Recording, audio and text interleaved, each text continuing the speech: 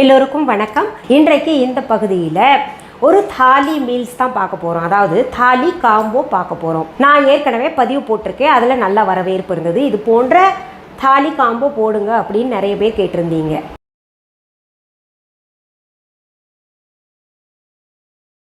சரி, இப்போது இந்த சப்ஜி எப்படி செய்யலான்னு பார்க்கலாம். நான் இன்க்ரீடியன்ட்ஸ் எல்லாம் இப்போ உங்களுக்கு சொல்ல மாட்டேன். டிஸ்கிரிப்ஷன் பாக்ஸில் எவ்வளவு அளவுன்னு நான் போட்டு வச்சிடுறேன், அதை நீங்கள் பார்த்து தெரிஞ்சுக்கோங்க. இப்போ நம்ம கடாய் ஒன்று அடுப்பில் வச்சாச்சு. அடுப்பை பற்ற வச்சுக்கலாம். நம்ம இந்த கோபி, அதாவது காலிஃப்ளவர் சப்ஜி செய்கிறதுக்கு முன்னாடி காலிஃப்ளவர் நீங்கள் வாங்கிக்கோங்க. அதை கட் பண்ணிவிட்டு அதில் புழுவெல்லாம் இருந்ததுன்னா நீக்கிட்டு, கருப்பாக இருந்ததுன்னா அதையும் நீக்கிடுங்க. அதற்கு பிறகு நல்ல சுடுதண்ணி வச்சுக்கிட்டு அதில் மஞ்சள் உப்பு போட்டு அதில் ஒரு 5 நிமிஷம் ஊற வச்சுருங்க. ஏன்னா நம்ம கண்ணுக்கு தெரியாத கிருமிகள் ஏதாவது இருந்ததுன்னா அது போயிடும். அதுக்கப்புறம் அதை வடிகட்டிக்கிட்டு நீங்கள் தனியாக எடுத்து வச்சுக்கோங்க. அது போல் பார்த்தீங்கன்னா நான் செஞ்சு வச்சுருக்கேன் பாருங்கள். நல்ல மஞ்சத்தூள் நிறையாவே போட்டிருக்கேன். அப்புறம் உப்பு போட்டு நான் சொன்னது போல் செஞ்சு வச்சுருக்கேன். வாணலி சூடாயிடுச்சு. அதில் கொஞ்சம் தேவையான அளவு எண்ணெய் ஊற்றுக்கோங்க. இதில் கொஞ்சம் கடுகு போட்டுக்கோங்க, சீரகம் கொஞ்சம் போட்டுக்கோங்க, அடுத்தது கொஞ்சம் பெருங்காயம் போட்டுக்கோங்க. அது பொரிஞ்ச உடனேயே நம்ம பொடியாக நறுக்கிய வெங்காயம் சேர்த்துக்கணும்.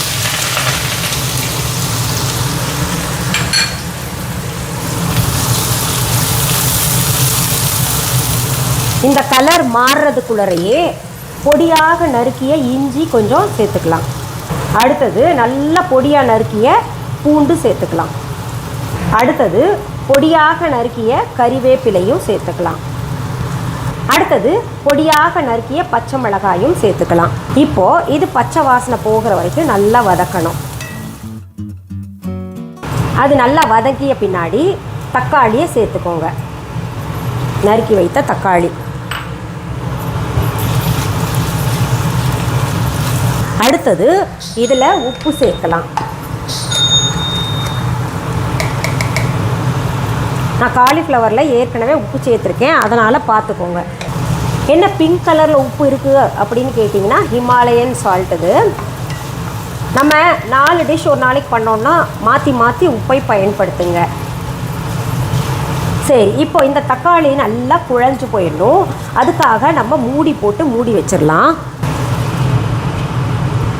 இப்போ தக்காளி பாருங்கள் நல்லா குழைவாயிடுச்சு. அதில் இந்த காலிஃப்ளவரை சேர்த்துக்கலாம். இதில் சேர்க்க வேண்டிய பவுடர்ஸ் என்னென்னா, ஏற்கனவே மஞ்சத்தூள் இருக்குது, அதனால் நம்ம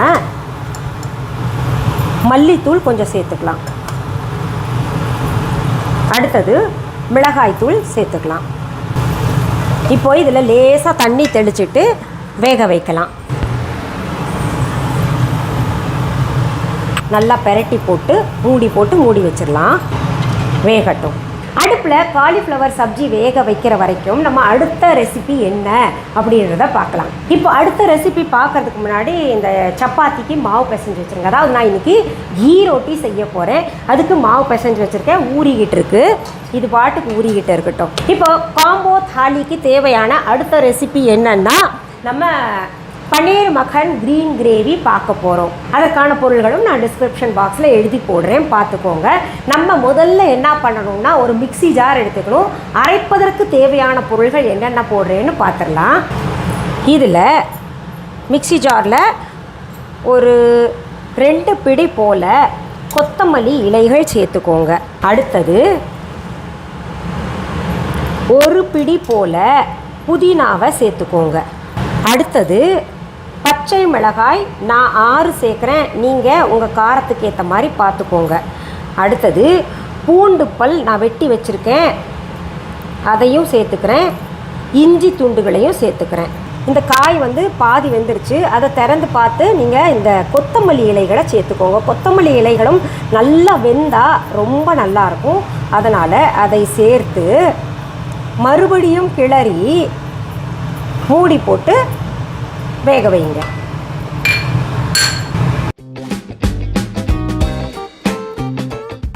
இப்போது இதில் இந்த முந்திரி பருப்பு இருக்கு இல்லையா, அதை சேர்த்துக்கோங்க. அதற்கு பிறகு கொஞ்சம் தயிர் சேர்க்கணும்.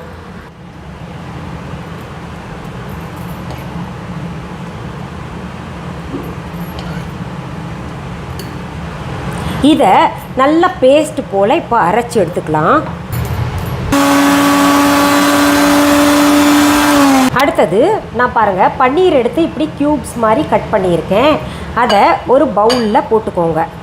அடுத்தது என்ன பண்ணோன்னா நம்ம அரைச்சி வச்சுருக்கோம் இல்லையா இந்த க்ரீன் கிரேவிக்கான பொருள்கள், அதை எல்லாத்தையும் இதில் ஊற்றிடுங்க.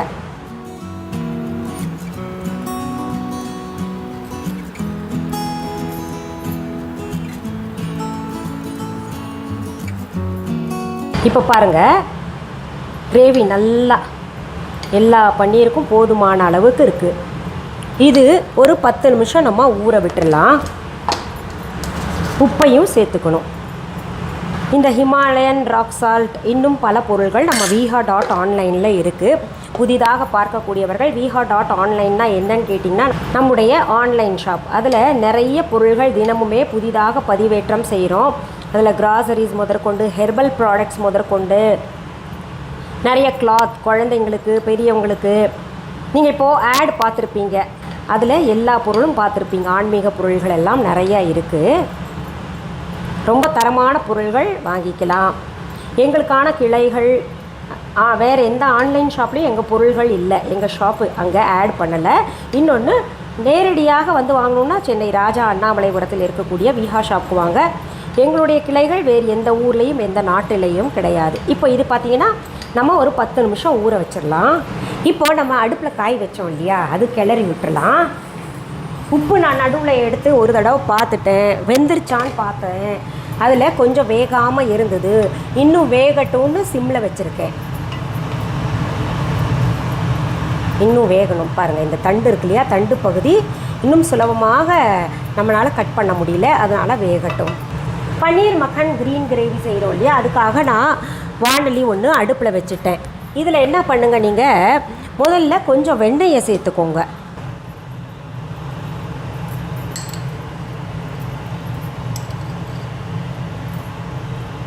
அதிலேயே நெய் அல்லது எண்ணெய் நீங்கள் என்ன பயன்படுத்துகிறீங்களோ அதை எடுத்துக்கோங்க.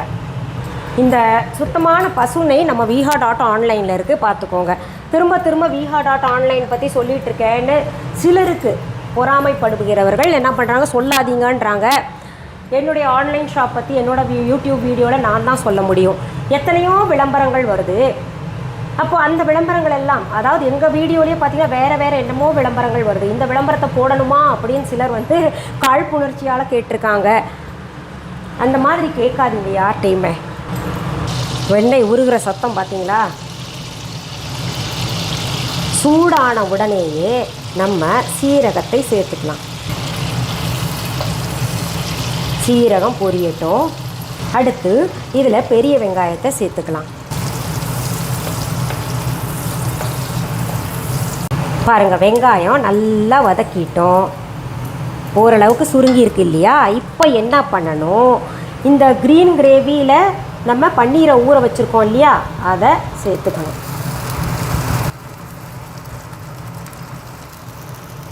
இப்போது இதை நல்லா கலந்து விடுங்க. இதில் உப்பெல்லாம் சரியாக இருக்கான்னு பார்த்துக்கோங்க. இதில் இப்போ நம்ம என்ன பண்ணணும்னா பால் இருக்கு இல்லையா, அதை சேர்த்துக்கணும்.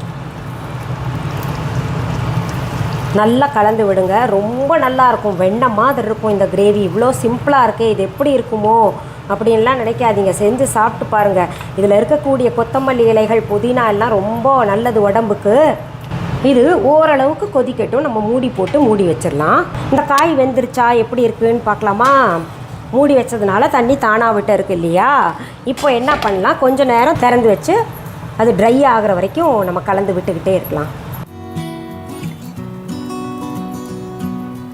காய் தயாராகிருச்சு. அடுப்பை விட்டு இறக்கிடலாம். எவ்வளோ சீக்கிரத்தில் பிரமாதமான காலிஃப்ளவர் சப்ஜி, கோபி சப்ஜி ரெடி ஆயிடுச்சு.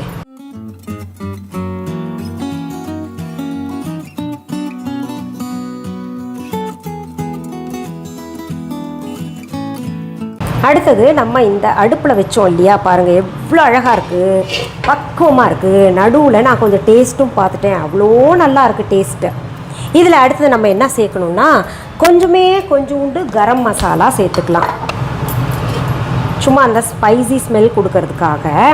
அடுத்தது ஒரு 5-6 ட்ராப்ஸ் லெமன் சேர்த்துக்கலாம்.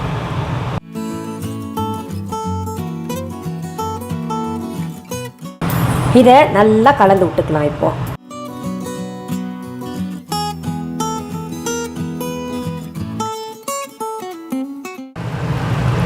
இப்போ பாருங்கள், பபிள்ஸ் வருது இல்லையா, போதும். இந்த அளவுக்கு வந்ததுன்னா நீங்கள் அடுப்பை அணைச்சி பவுலில் கொட்டிக்கலாம்.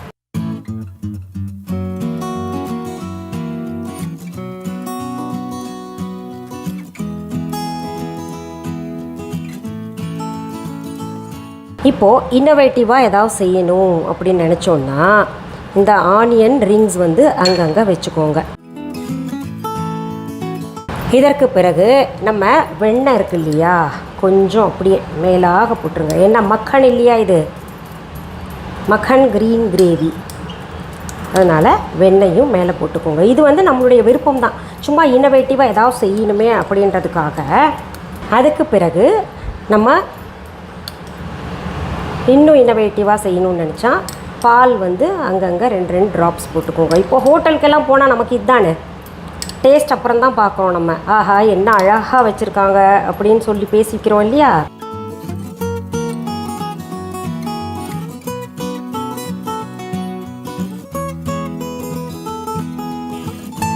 அடுத்தது மெயின் டிஷ் செய்ய போகிறோம், சூக்கா ரொட்டி செய்ய போகிறோம். அதுக்கு மாவு பிசைஞ்சு வச்சுருக்கேன், நான் ஏற்கனவே காமிச்சிட்டேன் இல்லையா. இப்போ அதை உருட்டி ரொட்டி செய்கிறது எப்படி நான் ஏற்கனவே உங்களுக்கு போட்டிருக்கேன். அந்த பதிவு ரொம்ப வருஷம் முன்னாடி போட்டிருக்கேன். அதனால் இப்போ புதுசாக சூக்கா ரொட்டி, அதனால் இது வந்து காம்போ தாலின்றனால சூக்கா ரொட்டியாக உங்களுக்கு செய்து காமிக்கிறேன்.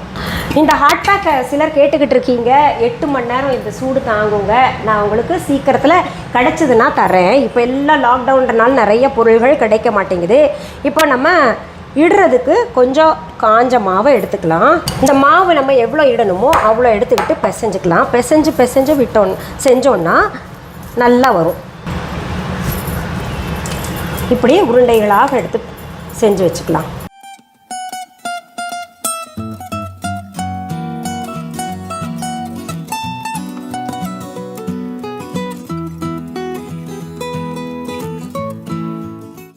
இப்போ இதை மாவு தொட்டு உருட்டிக்கலாம்.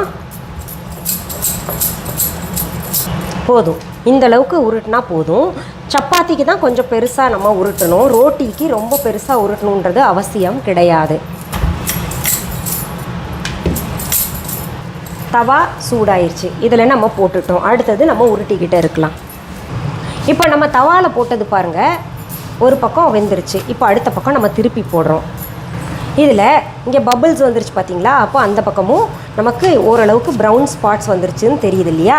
இதை எடுத்து இப்படி வச்சுக்கோங்க. அடுத்தது என்ன பண்ணுங்கள், நீங்கள் இதை இப்படி போட்டுக்கோங்க. அந்த ப்ரௌன் ஸ்பாட்ஸ் வந்த அந்த பக்கத்தை வந்து மேலே போட்டு வச்சுக்கோங்க. அடுத்தது பாருங்கள், இதை திருப்பி போட்டு இதை மேலே திரும்ப போட்டுக்கணும். இப்போது இங்கே பாருங்கள், இங்கே நல்லா ப்ரௌன் ஸ்பாட்ஸ் வந்துருச்சு இல்லையா. இதை நேரடியாக கேஸில் சுட வேண்டாம், ஏன்னா நிறைய பேருக்கு அது ஒத்துக்கிறது இல்லை. நான் ஏற்கனவே சொல்லியிருப்பேன், கேஸ்லேயும் நேரடியாக சுடலாம், அப்படி இல்லைன்னா தவாலையும் நம்ம சுடலாம் அப்படின்னு சொல்லியிருக்கேன். இப்படி தவாலை சுடும் பொழுது ஒரு துணியை வச்சுட்டு அதை அழுத்தி நீங்கள் சுட்டுக்கோங்க. நேரடியாக கேஸில் ஏன் சுடக்கூடாது அப்படின்னா கேஸ்ட்ரிக் ப்ராப்ளம் வரும் அப்படின்னு எங்கள் அப்பா சொல்லுவார். அதனால் அந்த மாதிரி சுடலை. பாருங்கள், இப்போ பக்குவமாக சுட்டாச்சு. அடுத்தது இதை போட்டுக்கிறோம். இது ஒன்றா கூட நீங்கள் சுட்டு வைக்கலாம். இதுவும் சுட்டாச்சு.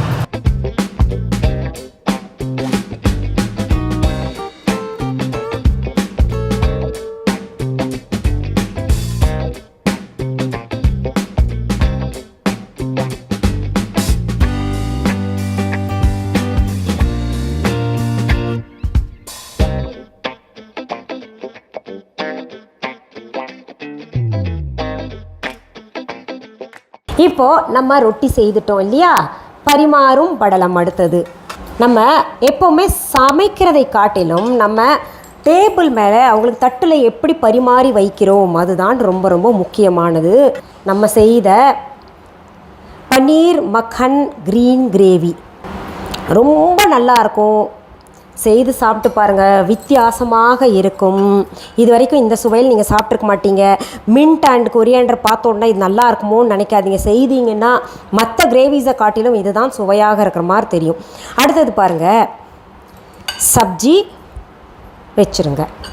அடுத்தது வெங்காயம் சேர்த்துக்கோங்க. வெங்காயம் சேர்த்துக்கிட்டால் ரொம்ப ரொம்ப நல்லது. அடுத்தது நம்ம viha.online இருக்கக்கூடிய ஸ்பைசி ஊறுகாங்க. நீங்கள் இந்த ஸ்பைசி ஊறுகாய் ஒரு தடவை சாப்பிட்டிங்கன்னா விட மாட்டீங்க. சப்பாத்தி கூடையோ பூரி கூடையோ இது மட்டுமே வச்சு சாப்பிடுவீங்க, அவ்வளவு டேஸ்ட்டாக இருக்கும்.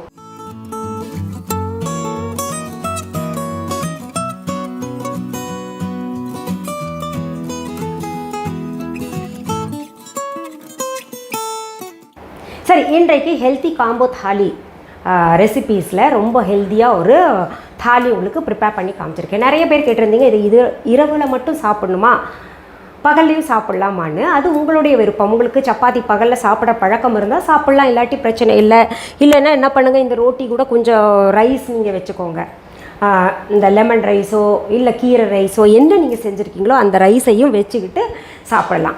சரி, இவ்வளோண்டு அதாவது ஒரு சப்ஜி ஒரு சைடு மெயின் டிஷ் பண்ணியிருக்கீங்களே, இது போதுமா அப்படின்னு கேட்டிங்கன்னா இது போதுமானது.